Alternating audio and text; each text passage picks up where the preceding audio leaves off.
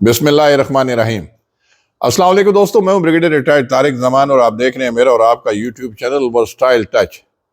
अच्छा, जैसा कि मैंने अपने चैनल के नाम की मुनासबत से आपसे बारहा कहा कि मेरी हमेशा काविश होती है कि व्लॉग्स मैं इस तरह के बनाऊं और सब्जेक्ट का इंतखाब करते हुए ख़ास तौर पे ये पहलू मलहूज़ खातिर रखूं कि ये वर्सटाइल टच है, यानी हर बार किसी नए मौजू के साथ, अछूते टॉपिक के साथ आपके सामने इस तरह आऊं कि मेरे व्लॉग में दिलचस्पी के पहलू के साथ साथ मालूमाती और इल्मी मवाद भी शामिल हो और मेरा व्लॉग देखने के बाद आप वसौक से कह सकें कि आपने कुछ नया भी सीखा है जिसकी बाबत शायद पहले आपको इतना इल्म ना था।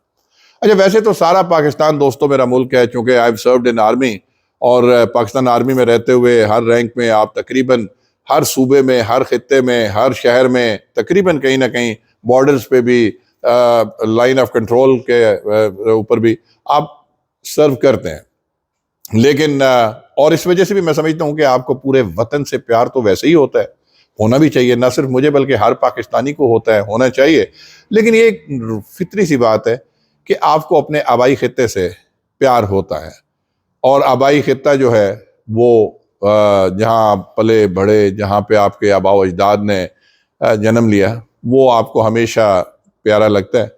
तो मेरा खित्ता पोठवार, और दोस्तों ने मुझे ख़ास तौर पे कहा था कि जी आप अपने पोठवार की बड़ी रिच हिस्ट्री है तो पोठवार के ऊपर भी सर एक व्लॉग करें। तो आज मैं खित्ता पोठवार के ऊपर मैंने बड़ी रिसर्च की है दोस्तों, मैंने बहुत रिसर्च की है। मैं हवालों के साथ बात करूँगा और please stay tune till and. होता है ना कि जल्दी जल्दी मतलब ऐसे आगे चला के देखता है, इस व्लॉग को पूरा देखिएगा। मेरी आपसे स्पेशल रिक्वेस्ट है, आपको मज़ा आएगा, आपके इल्म में इजाफा होगा और आपका ताल्लुक़ पाकिस्तान के किसी खित्ते से भी है तो आप ही का, ये पाकिस्तान आपका है, इसका हर खित्ता मेरा और आप सब का है। अच्छा दोस्तों, पोठवार के नाम के हवाले से बात शुरू करता हूँ कि इसके नाम के हवाले से इस खित्ते के जो खित्ते का नाम पोठवार पड़ा तो इसकी बाबत तारीख की कुतब में मुख्तलिफ वजूहात और पस मंज़र बयान किए गए हैं, लेकिन इनमें से बेशतर गैर मुस्तनद और कुछ हकीकत से करीब तर नहीं लगते। मैं वो भी आपके गोश गुजारूंगा, लेकिन एक जो मैं रवायत अभी आपको बताने जा रहा हूँ, अजीज़ मलिक ने अपने इस पे तहकीक की और लिखा और मुझे उनकी बात खासी वज़नी लगती है। उन्होंने ये कहा कि जो वजह बयान की कि वो गालिब इम्कान ये है और ये दुरुस्त भी है कि ये सारा इलाका सतह मुर्तफ़ा है, अंडुलेशन, और इस इलाके में फैली हुई ऊंची नीची पहाड़ियों और चट्टानों की हालत अपनी बनावट, मजबूती और साख्त जो है उसके लिहाज से जानवरों की पीठ की तरह है।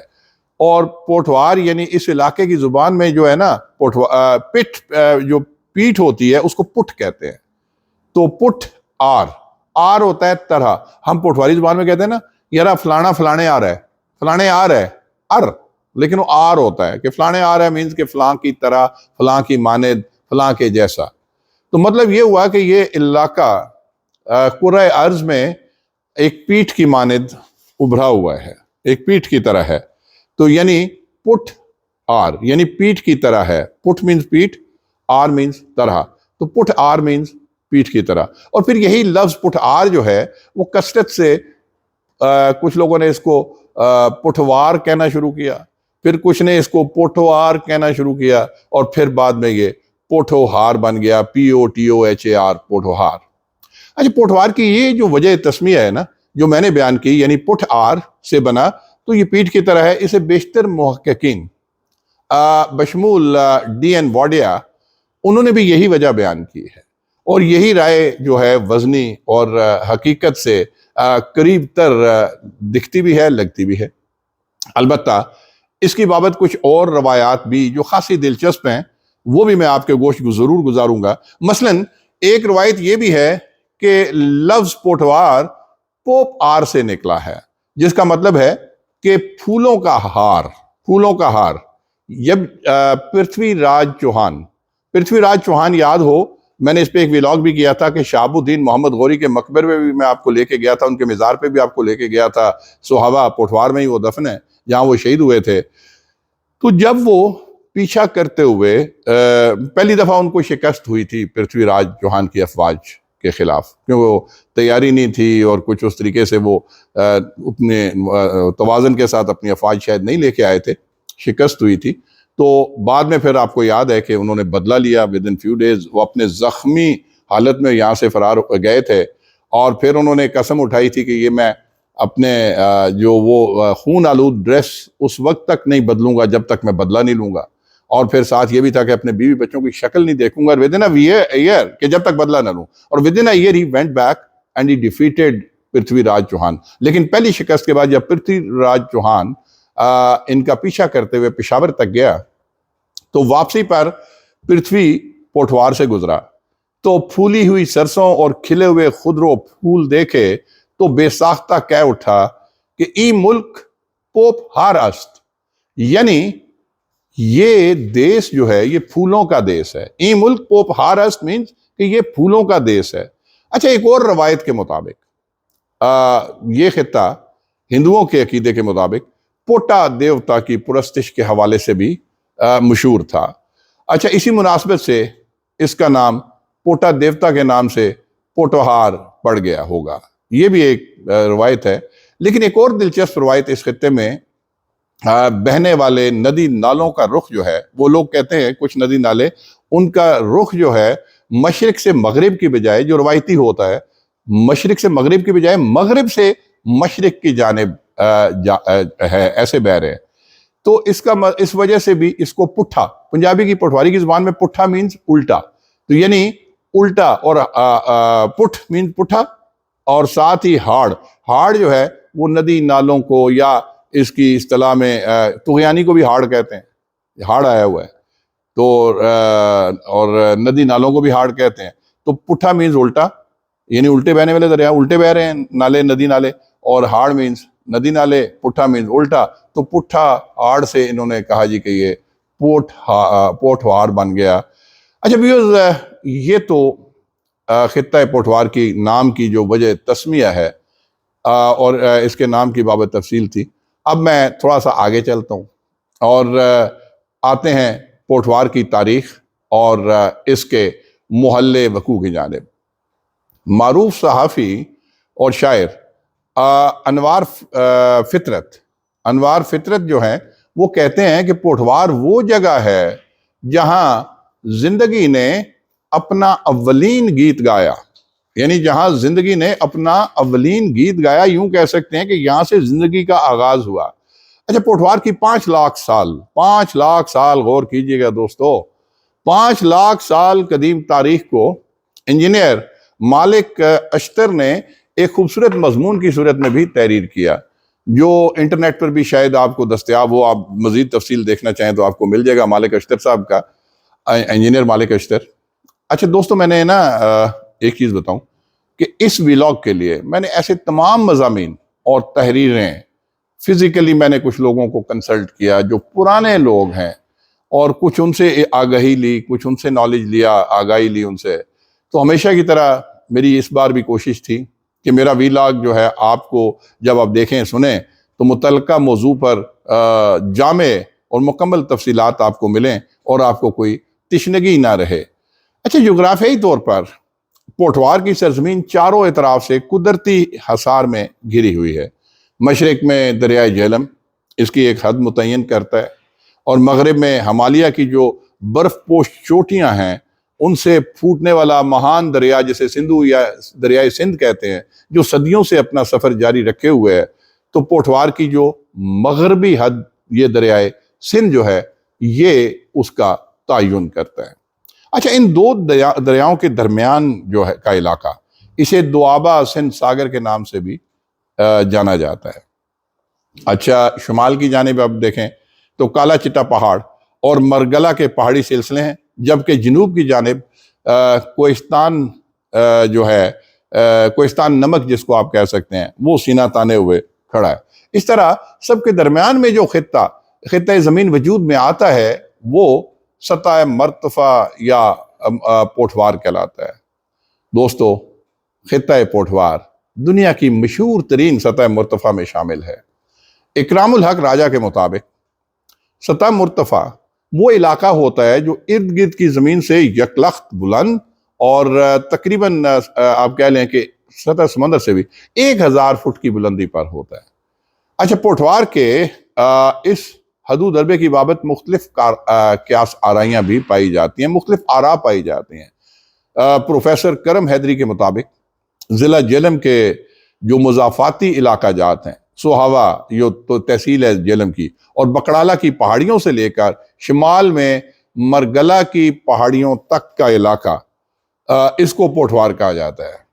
لیکن جبکہ مغرب میں انہوں نے کہا کہ اس کی حدود جو ہیں راولپنڈی اور گوجر خان تک پھیلی ہوئی ہیں۔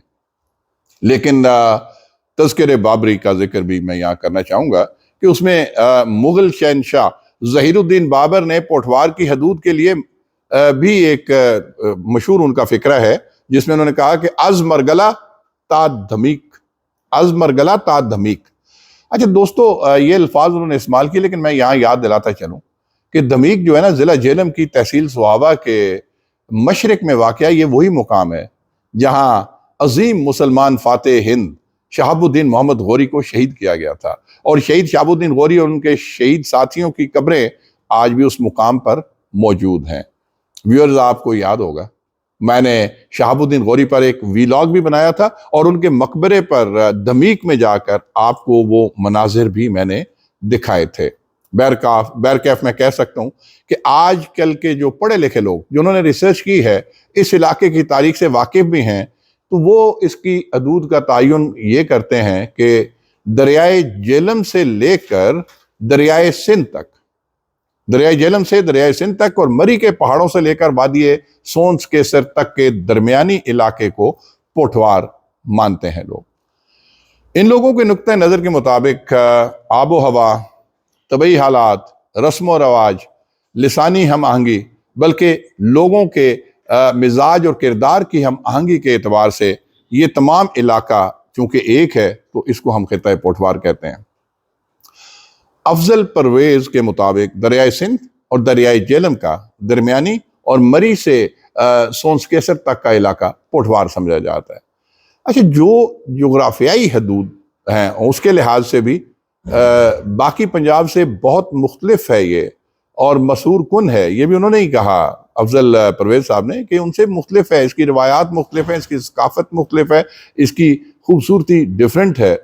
یہاں انہوں نے یہ بھی کہا کہ جہاں پروفیسر افضل پرویز صاحب نے، یہ خاص طور پہ افضل پرویز صاحب نے کہا کہ جہاں سواں دریا کی وادی 50,000 سال، ویورز غور کیجئے گا، 50,000 سال کی تاریخ پر محیط ہے، وہیں دھنی کا سالٹ رینج پچھلے 50,000 برسوں کی تہذیب و تمدن کا عکاس ہے۔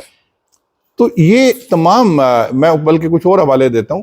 ایون لطیف کاشمیری صاحب نے خیابان مری میں کہا کہ پوٹھوار کی قدیم تاریخ دراصل ٹیکسلا کی تاریخ سے ہے، جو یونانی اور چینی مورخوں کے مطابق دریائے سندھ اور اس کے درمیان پورے علاقے کی راجدھانی تھی۔ تو پوٹھوار کے علاقے میں راولپنڈی، گجر خان، کہوٹا اور دریائے سندھ اور دریائے جہلم کے درمیانی تمام علاقے شامل تھے، اور مری کے پہاڑی سلسلوں سے سونس کیسر تک کے پہاڑی سلسلوں تک کا تمام درمیانی علاقہ بھی پوٹھوار میں شامل تھا۔ تو دوستو، پوٹھوار میں پھر کون کون سے ضلع آتے ہیں؟ اس میں ضلع راولپنڈی، ضلع اٹک، ضلع چکوال اور ضلع جہلم، کچھ لوگ اس کو جزوی طور پہ مانتے ہیں، لیکن میرے خیال میں پورا ضلع جہلم بھی، یہ چاروں اضلاع جو ہیں پوٹھوار میں شامل ہیں۔ اب ہم پوٹھوار کی تاریخ کی جانب آتے ہیں، یہ تو اس کا تعین ہو گیا۔ دیکھیں، پنڈی پوسٹ میں واجد اقبال جنجوا، ان کا ایک بڑا انٹریسٹنگ آرٹیکل میں نے پڑھا، اس میں انہوں نے، ان کا آرٹیکل پنڈی پوسٹ میں چھپا تھا، ان کے مطابق سطح مرتفع پوٹھوار لاکھوں سال پرانی تہذیب اور ثقافت رکھتا ہے، اور ہزارہا سال زبان و ادب کی تاریخ بھی، ہزارہا سالہ زبان و ادب کی تاریخ بھی بمطابق تاریخ دانوں اور واقفان ماضی یہ بات واضح کرتی ہے کہ پوٹھواری زبان سنسکرت اور دراوڑی سے بھی قدیم زبان ہے، سنسکرت اور دراوڑی سے بھی قدیم زبان ہے۔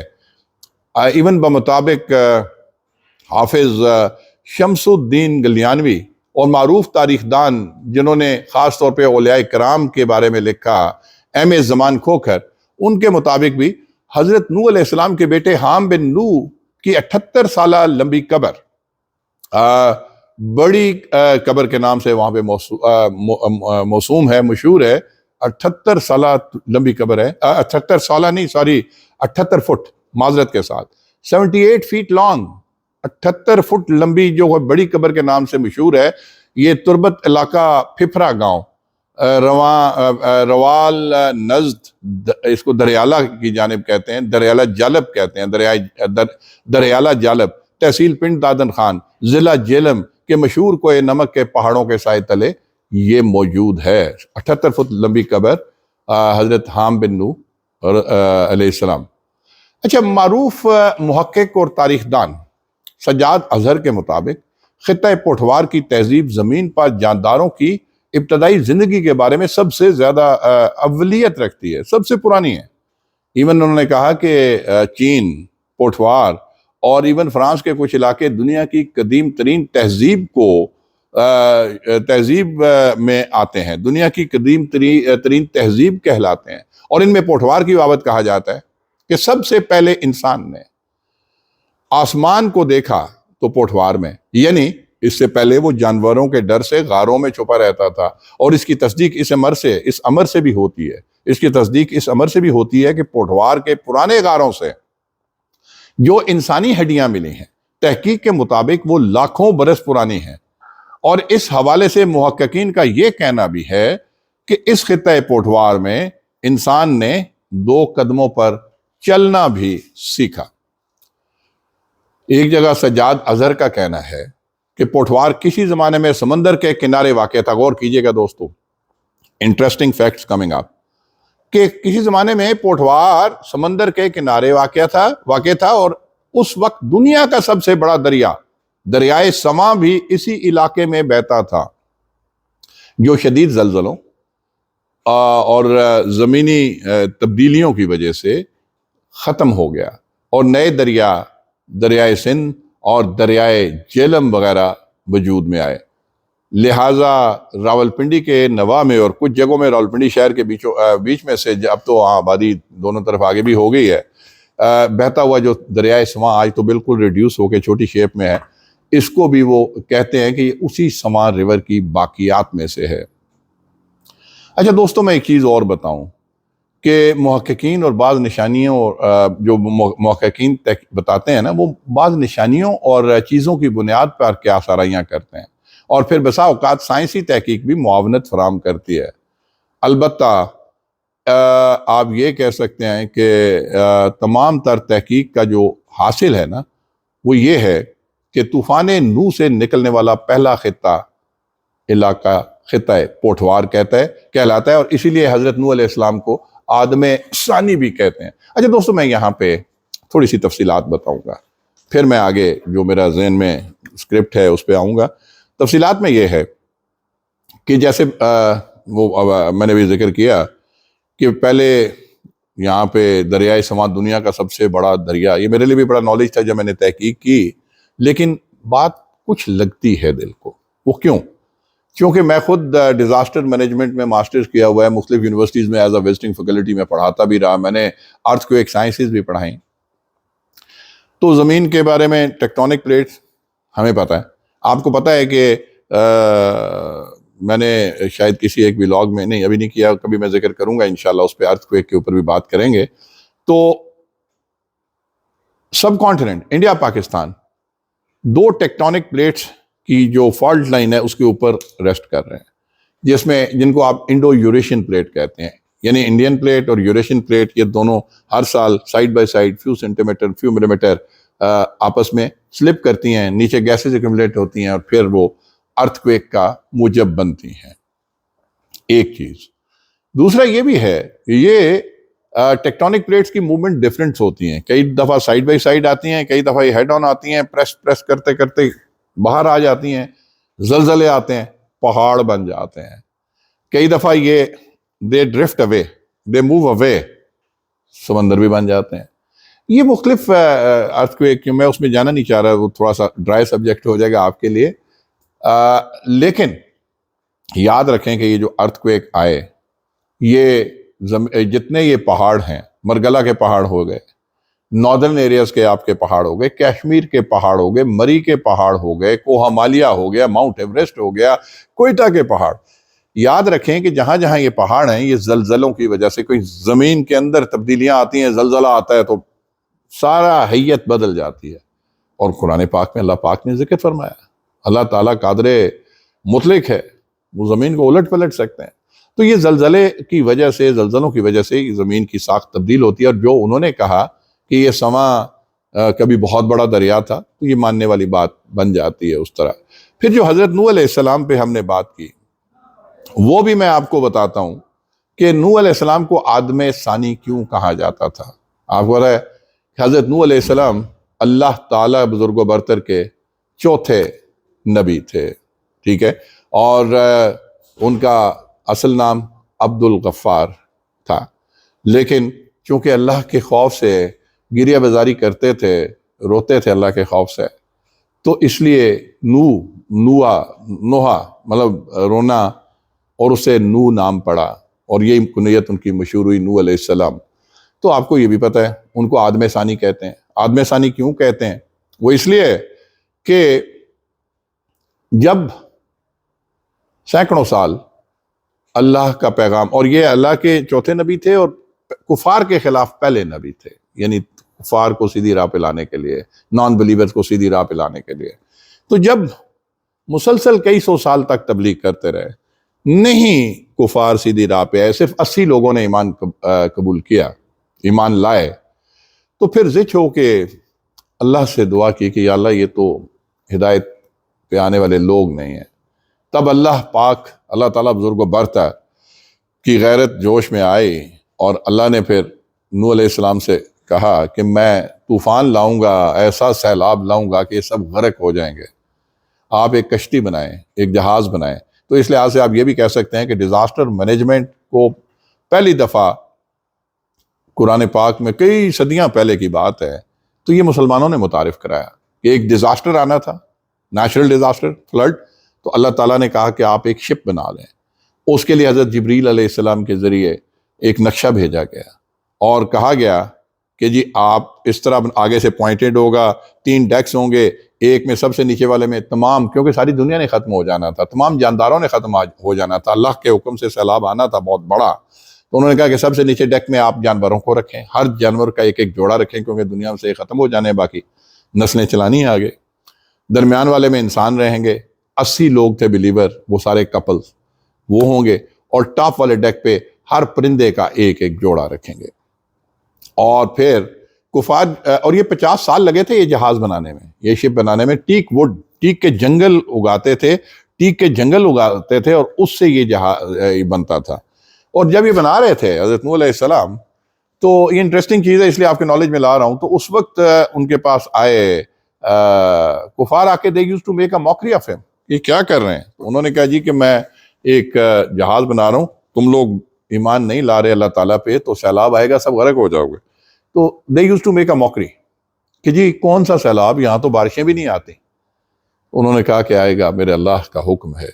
اور پھر حضرت نوح علیہ السلام نے اللہ تعالیٰ سے پوچھا تھا کہ یا اللہ مجھے کیسے پتہ چلے گا کہ سیلاب آنے والا ہے؟ تو اللہ تعالیٰ بزرگ و برتر نے فرمایا کہ یہ جو اوون ہے جس میں یو بیک دی بریڈ، روٹی لگاتے ہیں، تندور، جب اس کے اندر سے بھی بارش ہوگی بہت شدید، اور جب اس کے اندر سے بھی پانی ابل ابل کے نکلنا شروع ہو جائے گا، تو سمجھ لینا کہ سیلاب آنے والا ہے۔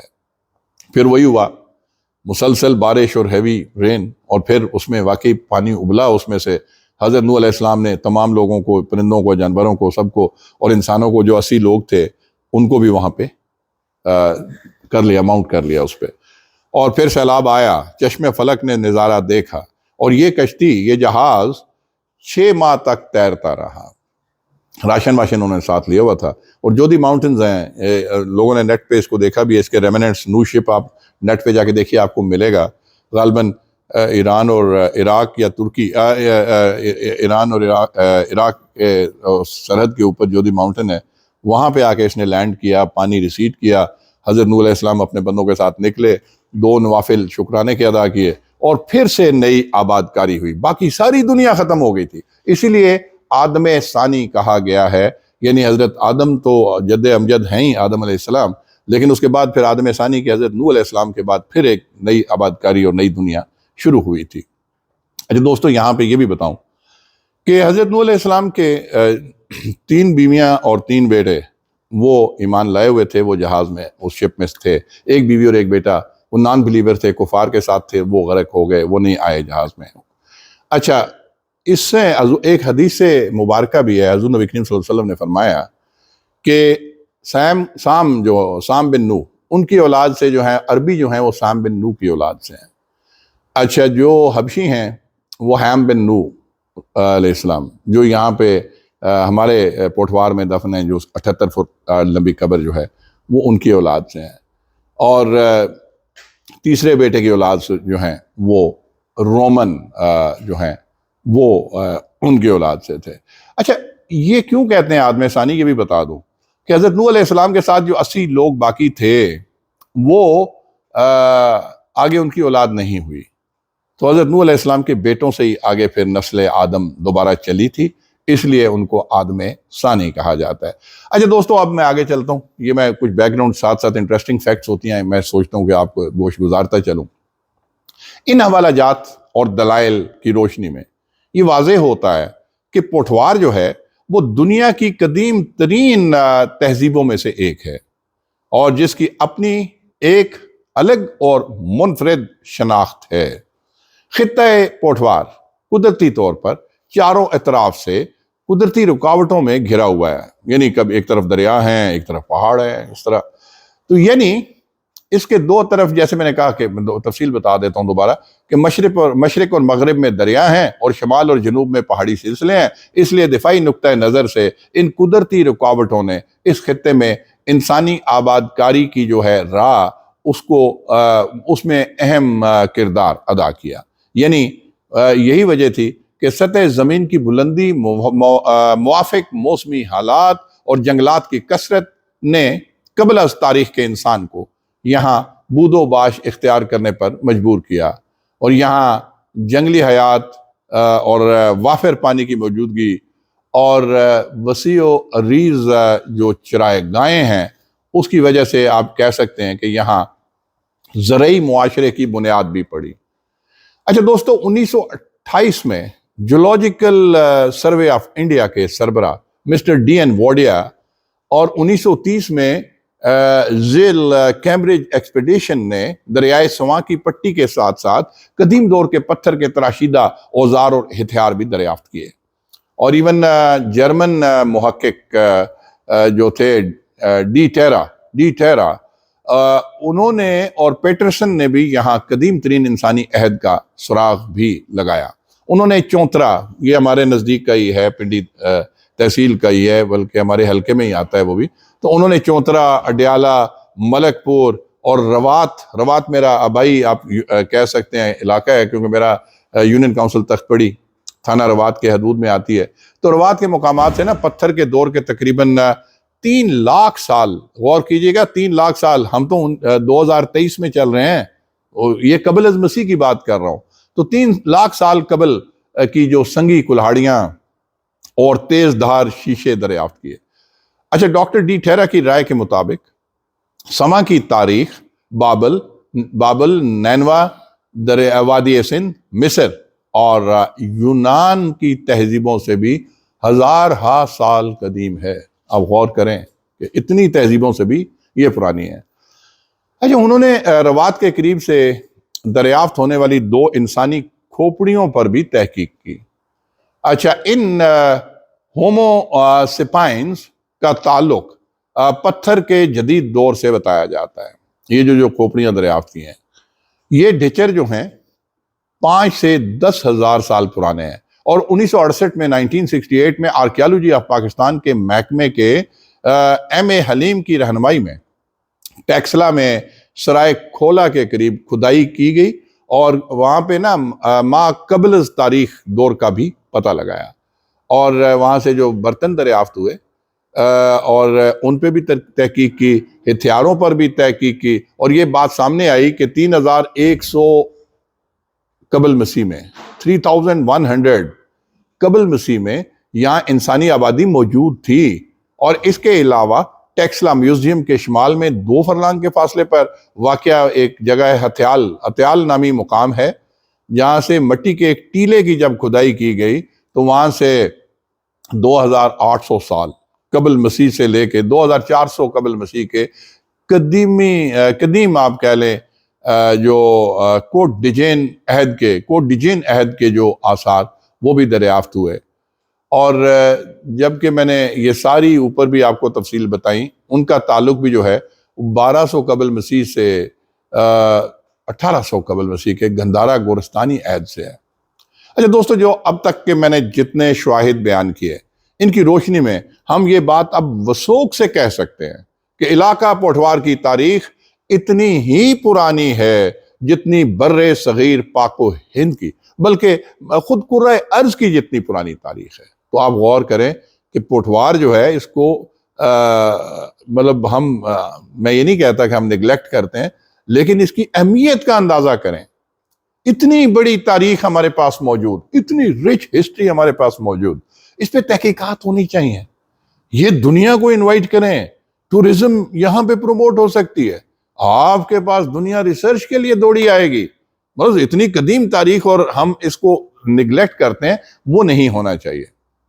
تو میں یہ کہوں گا کہ اس علاقے کا جو باقاعدہ علم ہے نا، یونانی حکمران اور فاتح سکندر اعظم سے بھی ہوتا ہے، کہ تاریخ کی کتابوں سے پتہ چلتا ہے کہ جس زمانے میں سکندر اعظم ہندوستان پر حملہ آور ہوا، اس وقت اس علاقے پر راجہ امبھی کی حکومت تھی، جو دریائے سندھ سے دریائے جہلم تک پھیلی ہوئی تھی، اور اس کا دارالحکومت جو تھا، اس کا مقام جو تھا وہ ٹیکسلا تھا، یعنی دارالحکومت کا نام آپ کہہ سکتے ہیں ٹیکسلا۔ اچھا، سکندر اعظم کے بعد مختلف ادوار آئے، چندر گپت، پھر اشوک کی حکمرانی بھی ہوئی۔ میں ان کو ڈیٹیل میں تو بعد میں کبھی کور کروں گا، کیونکہ بڑی تاریخی اس پہ انفارمیشن ہے۔ پھر پوٹھوار نے یہاں پہ مختلف ادوار دیکھے، مختلف مذاہب بھی یہاں پہ رہے، یہاں پر بدھ مذہب بھی بہت پھیلا۔ اشوک کے جانشینوں کے بعد پوٹھوار پر کئی نشیب و فراز بھی آئے۔ چنانچہ یہ بھی کہوں کہ یہاں پہ کبھی ایرانی تہذیب نے بھی اثرات چھوڑے ہیں، کبھی کشان خاندان نے یہاں اپنا اثر رسوخ بڑھایا، اور اس کے بعد بر صغیر پر سفید ہنوں کا بھی طوفان آیا، جس سے علاقے کی کوئی چیز سلامت نہ رہی، اور یہ علاقہ کئی صدیوں تک سنبھل نہیں سکا اس کے بعد۔ اور اس علاقے کے نا اس دور پر تاریکی کا پردہ پڑا ہوا ہے، اس پہ کوئی خاص معلومات نہیں ملی۔ لیکن 11ویں صدی عیسوی کے اوائل میں بر صغیر پاک و ہند پر شمال مشرق کی جانب سے پھر بلکہ شمال مغرب کی جانب سے مسلمان فاتحین کی آمد کا بھی نا پھر سلسلہ شروع ہوا۔ اچھا، ان فاتحین میں یہ جو فاتح تھے، سب سے پہلے محمود غزنوی کا نام آتا ہے۔ محمود غزنوی نے انڈیا پر 17 حملے کیے اور ہر بار فاتح ہی رہا۔ محمود غزنوی کے بعد غوری خاندان کی آمد ہوئی، بعد ازاں شیر شاہ سوری، پھر مغلیہ دور بھی آیا، اور پھر آخر میں انگریزوں نے اس پہ بڑا وہ ایک بلیک ایرا میں کہوں گا کہ غاصبانہ جو غاصب تھے انگریز، انہوں نے قبضہ کیا۔ اچھا، اس علاقے پر انہوں نے تسلط بھی جمایا، اور وہ بھی ناجائز، آپ کو پتہ ہی ہے ساری تفصیلات، میں اس میں نہیں جاتا۔ یہ تمام تفصیلات جو ہیں دوستو، اور خطہ پوٹھوار کی جو جنگی نقطہ نظر سے تاریخ ہے نا، اس کے مزید روشنی تو میں بعد میں کبھی ڈالوں گا، کسی ولاگ میں اس کو بہت اچھے طریقے سے کور کروں گا۔ لیکن چونکہ آج کا ولاگ جو ہے خطہ پوٹھوار سے آپ کو ایک تعارف کرانا مقصود تھا، اور تعارفی یہ ولاگ ہے، اس لیے میں یہاں کے خد و خال، یہاں کا جو محلے بکو اور اس سے کوئی ریلیٹڈ جو چیزیں ہیں وہ میں آپ کو بتاؤں گا۔ اب میں آتا ہوں پوٹھوار کے دریاؤں کی جانب۔ اچھا، یہاں پہ بہنے والے جو بڑے دریا ہیں، میں نے ایک کا تو ذکر پہلے کیا، وہ اب بھی سر فہرست ہی آتا ہے، دریائے سما، پھر کالس ہے، پھر ہرو دریا شامل ہے، جبکہ ندی نالوں میں نالا لنگ ہے، پھر نالا کرنگ ہے، نالا سرین ہے، نالا لئی جو بیچ میں بن گیا ڈرینیج کے لیے، وہ سیوریج کا سارا گند بلا جو پنڈی شہر کو ہر سال ہی مونسون میں سیلاب کا بھی خطرہ پیش کرتا ہے۔ اچھا پھر کس گلیانہ، پنڈی کی زبان میں نا نلے کو کس بھی کہتے ہیں، تو کس گلیانہ بھی ہے، نالا دھمرا بھی ہے، نالا کانسی بھی ہے، اور اس طرح کے بہت سارے نالے ہیں۔ اچھا خیال ہے کہ بر صغیر کا قدیم ترین خطہ ہونے کے ناطے پوٹھوار جو ہے نا پوٹھوار سے ہی آپ کی زراعت کا آغاز ہوا۔ اس حساب سے آپ کہہ سکتے ہیں کہ گندم وغیرہ کی جو پروڈکشن ہے اس کے لحاظ سے بھی پوٹھوار ہی لیڈ لیتا ہے۔ گندم سب سے پہلے یہیں سے کاشت ہونا شروع ہوئی، اور پھر پیداوار کے لحاظ سے یہاں باجرے کی فصل جو ہے وہ دوسرے نمبر پہ ہے۔ اس کے علاوہ یہاں پہ مونگ ہے، دال مونگ ہے، ماش ہے، موٹ ہے، اور تل کی کاشت بھی ہوتی ہے۔ اچھا مونگ پھلی اور خربوزہ، مونگ پھلی چکوال کی بڑی مشہور ہے، وہاں کی پہلوان ریوڑی بھی مشہور ہے۔ یہاں کی سوغاتوں کا تو میں بعد میں کبھی ذکر کروں گا۔ پھر خربوزہ بھی یہاں پہ بچپن میں ہم نے خود کاشت ہوتے ہوئے اپنے آبائی گاؤں میں دیکھا، پوٹھوار میں ہی۔ پھر روغن دار اجناس میں نا یہاں پہ سرسوں اور تارا میرا شامل ہے۔ البتہ مکئی جو ہے نا وہ یہاں کی لوکل نہیں تھی، وہ کہتے ہیں کہ کشمیر سے، کوٹلی ستیاں سے، اس ایرے سے لا کے یہاں متعارف کرائی گئی، اور اب تو مکئی یہاں کی ایک باقاعدہ فصل ہے۔ اچھا خطہ پوٹھوار میں درختوں کی جانب آتا ہوں۔ یہاں پہ نا مختلف درخت اگتے ہیں۔ کبھی یہاں پہ گھنے جنگلات کی بھرمار تھی۔ مغل شہنشاہ ظہیر الدین بابر، پہلے مغل شہنشاہ ظہیر الدین بابر نے تو اس کے بابری میں یہاں پہ ہاتھی اور گینڈے کے شکار کا تذکرہ کیا ہے۔ دوستو اندازہ لگائیں، ہاتھی اور گینڈا بڑے گھنے بڑے جنگلات میں ہوتا ہے، تو یہاں پہ اگر ہاتھی اور گینڈے کا ہمارے پوٹھوار میں شکار بھی وہ کرتے رہے، اور مغل شہنشاہ ظہیر الدین بابر نے اس کا ذکر کیا ہے، تو آپ you can feel proud of this area, مطلب آپ اس پہ فخر لے سکتے ہیں۔ اچھا دیکھیں سکندر اعظم نے بھی ان جنگلات میں گینڈے کے شکار کا ذکر کیا، اور گینڈے کا شکار کھیلا بھی تھا۔ تاہم آج کل جو پائے جانے والے درختوں میں یہاں پہ ششم، جسے ہم لوکل زبان میں ٹالی کہتے ہیں، بقائن جسے ہم دھریک کہتے ہیں، بیری ہے، شتوت ہے، کؤ ہے جس کو آپ جنگلی زیتون کہتے ہیں، پھر ڈھاک ہے، اوکاہنا ہے، جبکہ پھلدار درختوں میں آم بھی یہاں پہ لگ جاتا ہے، لوکاٹ ہے، آڑو ہے، خوبانی وغیرہ، ایون انار جو ہے وہ بھی لگ جاتا ہے۔ اچھا چیڑ کے درخت یہاں پہ پہاڑوں وغیرہ اور پہاڑی علاقے میں کثرت سے پائے جاتے ہیں۔ مری میں، مرگلا کے پہاڑوں میں بھی آپ کو نظر آتا ہے، یہاں پہ تو سنتھا وغیرہ بھی لگا ہوا ہے۔ چیڑ کو یا پائن کو لوگ یہاں پہ ویسے بھی لگاتے ہیں، اس کے ہاؤسنگ سوسائٹیز میں بھی اب لگ رہا ہے، تو یہاں پہ وہ بھی لگ جاتا ہے۔ اس کے علاوہ یہاں پہ ہندو مت اور بدھ مت کی عبادت گاہوں اور شاہراہوں کے پڑاؤ پر جو ہے نا سستانے کے لیے یہاں پہ پیپل اور برگد کے درخت کو وسطی انڈیا سے یہاں پہ لا کے لگایا گیا تھا۔ یاد رکھیں کہ جو یہ درخت ہوتے ہیں نا بڑے پتوں والے، ان کو پانی زیادہ چاہیے ہوتا ہے، تو بڑے اور چوڑے پتے ہوتے ہیں، پانی، اور یہ بارانی علاقہ ہے، آپ کو پتہ ہے پوٹھوار، اس لیے بارشوں کے اوپر انحصار کرنا پڑتا ہے۔ یہ درخت لگے ہیں شاہراہوں پہ، انہوں نے لگائے ہیں بڑے پلاننگ کے تحت، جہاں جہاں نیچرل ڈرینیج کے تحت نیچے ایک پونڈ تھا، تالاب تھا، پانی تھا، وہاں پہ تو یہ بڑے اچھے سروائیو کر گئے، لیکن باقی کچھ لوگوں نے کاٹ کوٹ لیے، پرزرو نہیں کیے۔ حالانکہ برگد کے درخت کی عمر جو ہے وہ ہزارہ سال ہوتی ہے، بہت لمبی عمر ہوتی ہے، اور آج بھی اگر آپ کو ان کے کچھ ریمننٹس، میرے اپنے گاؤں تخت پڑی آبائی یونین کاؤنسل، یہاں پہ ایک دو درخت آج بھی موجود ہیں۔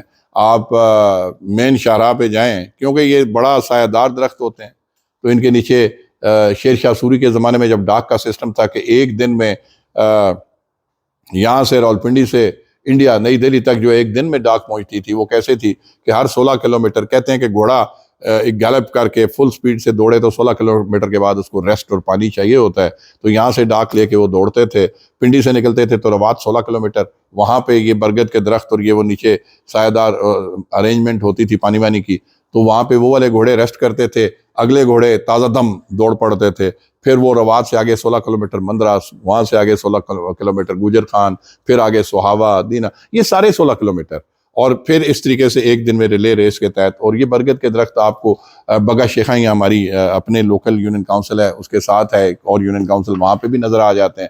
پھر آپ کو یہ کچھ درخت آگے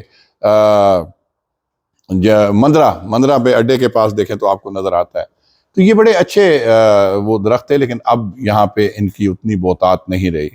اچھا دوستو، اس کے علاوہ دریاؤں میں پوٹھوار میں دریاؤں کا ذکر تو میں کر چکا. میں جنگلات کے بوتات کے حوالے سے اگر کہوں تو یہاں پہ نا بوتات بہت تھی، جس کی وجہ سے جنگلی حیات کو پھلنے پھولنے کا بہت موقع ملا.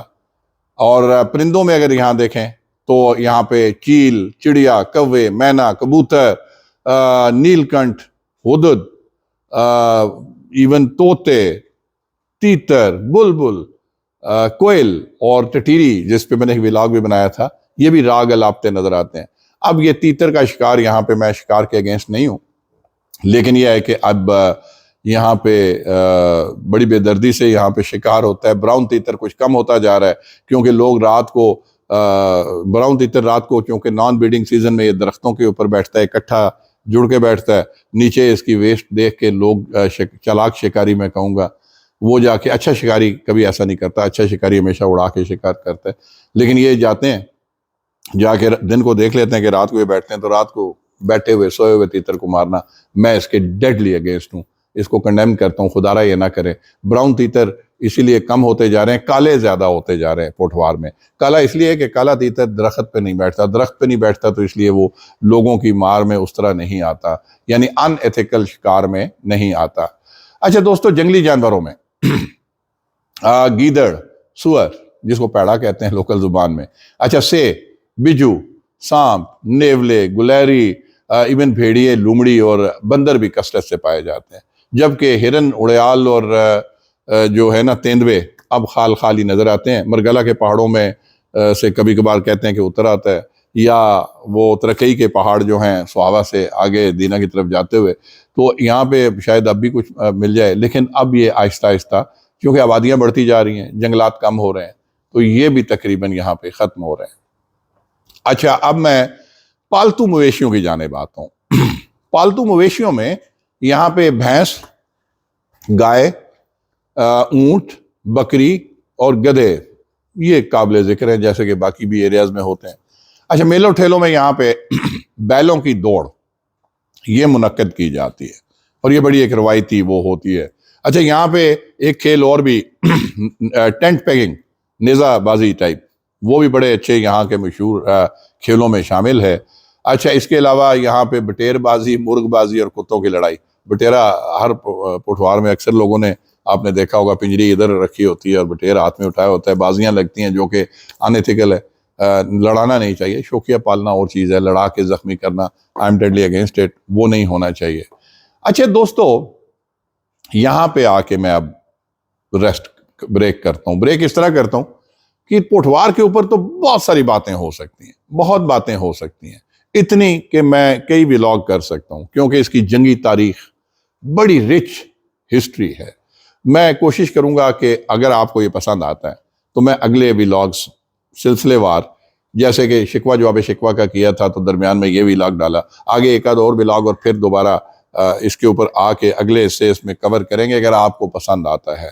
کیونکہ دیکھیں ابھی بہت کچھ ہے. خطہ پوٹھوار کی رانائیاں، خوبصورتیاں، یہ سواں ریور، اس کے لوک گیت، پوٹھواری زبان، لینگویج، مطلب لوگ کہتے ہیں اس کی ہسٹری بھی سنسکرت اور اس سے پرانی ہے. اس کے اوپر بھی ہم نے باتیں کرنی ہیں. اس پہ انشاءاللہ تعالی آگے جا کے ڈیٹیل میں کریں گے. اور خاص طور پہ یہاں پہ صوفیہ کرام جو ہیں، پیر میر علی شاہ گولڑوی جیسی عظیم شخصیت، پھر بری امام بری سرکار، میاں فضل حسین کلیامی، قاضی رئیس احمد یہاں پہ جو ہمارے لوگ قاضیاں، اور بہت سارے اللہ کے ولی بھی یہاں پہ ہیں. یہاں سے یہ مارشل ایریا، اچھا پوٹھوار کو مارشل ایریا بھی کہتے ہیں. آپ حیران ہوں گے یہ جان کے کہ میکسیمم جنرل آفیسرز خطہ پوٹھوار سے ہیں، مطلب کہوٹا اور چکوال، بگ نیمز. نشان حیدر بھی میکسیمم یہاں سے ہیں. سب سے پہلا نشان حیدر بھی کیپٹن سرور شہید سنگوئی یہاں پہ دفن ہے، ٹھیک ہے. اس کے بعد لانس نائک محفوظ شہید نشان حیدر، پھر اس کے بعد آپ کے سوار محمد حسین شہید، 3 Nishan Haider. 2 army chief general Ashfaq Pervez Kayani, وہ ادھر سے ہی ہیں، خطہ پوٹھوار سے ہیں. یو سی یونین کونسل بندہ اور ڈھوک بدال اور اسیرے سے ہیں. پھر اس کے بعد جنرل ٹکا خان کلر سعیدہ اور اسیرے کے پوٹھوار سے ہیں. 2 آرمی چیف ہو گئے. ایئر مارشل نور خان خطہ پوٹوار سے، تو بہت سارے ہیں، میں ابھی اس پہ آنا نہیں چاہتا، بڑے کھلاڑی اولمپئنز یہاں پہ رہے، بڑے بڑے عظیم لوگ ہیں، اس پہ ہم بعد میں بات کریں گے، لیکن اب آپ کو میں مزید اس پہ بور نہیں کرنا چاہتا، بہت لمبا ہو گیا ولاگ۔ صرف اتنا کیجئے گا کہ اگر آپ کو یہ پسند آئے تو please do respond through comments, پسند آئے تو آپ اس کو بے شک لائک بھی کر دیجئے گا، اور چینل کو سبسکرائب بھی کر لیں تاکہ آپ کو جو نئے ویورز ہیں وہ کر لیں، تاکہ آپ کو ورائٹی ملتی رہے، آپ سے ایک رابطہ رہے۔ دوستوں میں صاف بات بتاؤں کہ مجھے کوئی اور گین کا کوئی لالچ نہیں ہے، میرے یہ چینل بنانے کا مقصد میرا یہ تھا کہ میں اچھائی پھیلاؤں، پازیٹیوٹی پھیلاؤں، علم پھیلاؤں۔ جو اللہ تعالیٰ نے جو مجھے علم دیا، میں تو کچھ بھی نہیں ہوں، میں تو ابھی بھی طالب علم ہوں۔ انسان ساری زندگی سیکھتا رہتا ہے، مہد سے لحد تک، ماں کی گود سے قبر تک، لیکن جو تھوڑا بہت سیکھا قوم کو متحد کرنے کے لیے، انتشار سے بچانے کے لیے، یوتھ کو موٹیویٹ کرنے کے لیے، آپ سب کو رہنمائی دینے کے لیے، ہر موضوع کے اوپر صرف اور صرف یقین کریں، مقصد جو ہے وہ صرف اور صرف اللہ کی رضا ہے۔ کوشش کیجئے گا کہ اگر پسند آئے تو سبسکرائب بھی کر لیجئے گا، لائک بھی کر لیجئے گا۔ یہاں پہ اجازت چاہتا ہوں، اپنا خیال رکھیے گا، اپنے گھر والوں کا خیال رکھیے گا، ہمسایوں کا خیال رکھیے گا، پاکستان کا خیال رکھیے گا، پاکستانیوں کا خیال رکھیے گا، عالم اسلام کا خیال رکھیں، بلکہ پوری انسانیت کا خیال رکھیے، کیونکہ اللہ کی رضا جو ہے نا وہ اسی میں ہوتی ہے کہ آپ حقوق العباد پہلے رکھیں۔ اللہ تعالیٰ اپنی خطائیں اللہ کے ساتھ جو ہیں وہ اللہ اور آپ کے درمیان اللہ معاف فرما دیتے ہیں، لیکن اللہ تعالیٰ بزرگ و برتر حقوق العباد کبھی معاف نہیں کریں گے جب تک وہ بندہ آپ کو نہ معاف کرے۔ تو دوستو اس کے ساتھ اجازت، بہت شکریہ، اللہ تعالیٰ آپ کا حامی و ناصر ہو۔ پاکستان زندہ باد۔